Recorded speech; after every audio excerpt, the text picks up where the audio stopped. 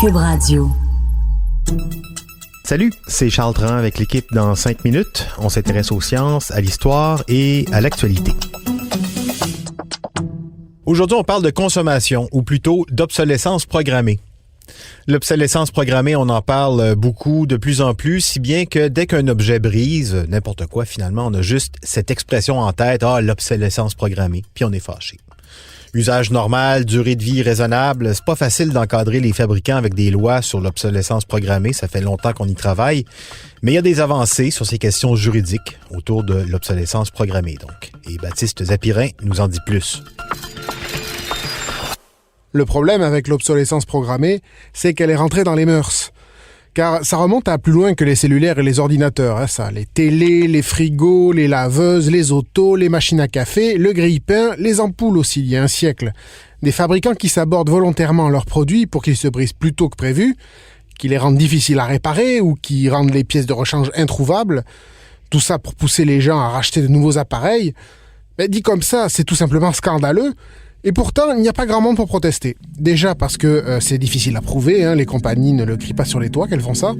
Et puis, ça peut être difficile de distinguer un appareil programmé pour se briser d'un appareil pourri, mal fichu. Et puis, il y a aussi la culture de la consommation.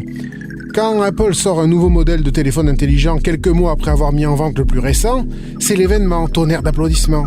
Les inconditionnels de la pomme se précipitent ensuite avec enthousiasme au magasin pour acheter l'objet de leur délivrance, objet qui s'en ira illico dans leur poche, remplacer l'ancien, adulé quelques semaines durant et désormais déchu sans la moindre gratitude. Au Canada, plus des 3/4 de la population préfère remplacer ses électroménagers ou ses appareils électroniques plutôt que les réparer. Mais la résistance s'organise. D'abord sur Internet, on trouve de plus en plus de tutoriaux pour apprendre à tout réparer, comme le site iFixit, une sorte de Wikipédia du bricolage pour plus de 13 000 téléphones, caméras, aspirateurs, etc. Et puis, de nombreuses enquêtes ont été ouvertes dans le monde contre Apple et Samsung, manifestement des champions de l'obsolescence programmée, alors que le terme n'est jamais officiellement cité, mais bon, c'est bien de ça qu'on parle. Les premières amendes sont tombées en Italie en octobre dernier. 15 millions de dollars pour Apple, la moitié pour Samsung. L'autorité de la concurrence italienne n'y est pas allée de main morte et parle de pratiques commerciales malhonnêtes. Ici, c'est l'installation des mises à jour ralentissant les téléphones Note 4 et iPhone 6, ce qui pousse à en acheter un nouveau. En France, l'enquête est lancée. Apple a-t-il volontairement ralenti les anciens iPhones ? C'est la question à laquelle vont devoir répondre les enquêteurs français de la répression des fraudes. Et la loi prévoit depuis 2015 une amende jusqu'à 453 000 $ ou 5% du chiffre d'affaires en cas d'obsolescence programmée. Au Québec, la loi sur la protection du consommateur précise qu'un bien qui fait l'objet d'un contrat doit être tel qu'il puisse servir à un usage normal pendant une durée raisonnable. Donc la question n'est pas de savoir ici si l'obsolescence est planifiée, mais si la durée de vie de l'appareil a été raisonnable.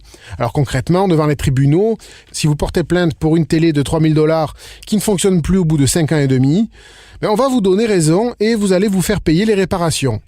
Il y a un jugement rendu dans ce sens en juin 2016. Un cellulaire à 300 $ défectueux au bout de 6 mois, 200 $ de remboursement. La laveuse qui tache les vêtements au bout d'1 an d'utilisation, remboursée aussi. Partiellement, mais en incluant le dédommagement, c'est tout comme. La résistance s'organise donc aussi au Québec. À Montréal, s'organisent 6 fois par an des repair cafés où des citoyens s'entraident en se réparant leurs affaires. On trouve aussi des boutiques comme iPhoenix qui réparent tout dans les cellulaires, y compris ce que votre marque de téléphone aura juré irréparable, comme la carte mère. Insertec propose des programmes d'insertion aux jeunes en difficulté d'emploi par la réparation, le recyclage, la revente à bas prix d'ordinateurs reconditionnés. La révolte pourrait aussi venir de Sherbrooke. 51 étudiantes et étudiants en droit de l'université de Sherbrooke ont rédigé un projet de loi contre l'obsolescence programmée et se sont fait parrainer par le député indépendant Guy Ouellette. Ce projet a été déposé le 9 avril dernier à l'Assemblée nationale, en même temps qu'une pétition de 45 000 signatures. Alors, on ne sait pas si le gouvernement acceptera de l'étudier, ce projet de loi, mais le texte offre des pistes intéressantes quand même. Contraindre les fabricants à rendre disponibles les pièces pour réparer, par exemple. Ou prévoir des amendes salées. Ce serait une bonne chose que le gouvernement du Québec et les autres resserrent l'étau dans ce domaine. Pour les consommateurs, on verrait bien l'intérêt parce que si les fabricants ne peuvent plus vendre autant de produits, on peut compter sur eux pour gonfler les prix. Mais ce qui est certain, c'est que ce serait bon pour l'environnement. Parce qu'en 2016, 45 millions de tonnes de déchets électroniques ont été générés dans le monde. C'est beaucoup et on s'attend que ça augmente de 17% en 5 ans. Oui, et cette culture du remplacement de nos gadgets électroniques, pourquoi ce serait pas possible de la défaire par justement le bricolage? De nombreux Québécois réparent un peu tout chez eux, parce que réparer un meuble, par exemple, ça leur semble accessible et qu'il existe de grandes enseignes pour s'équiper, pour acheter des morceaux, des pièces. On pourrait très bien donc étendre cette culture du bricolage dans l'électroménager ou les appareils électroniques, et ça en démocratisant les outils et bien sûr l'information permettant de réparer. Merci beaucoup Baptiste Zapirin. C'était en 5 minutes.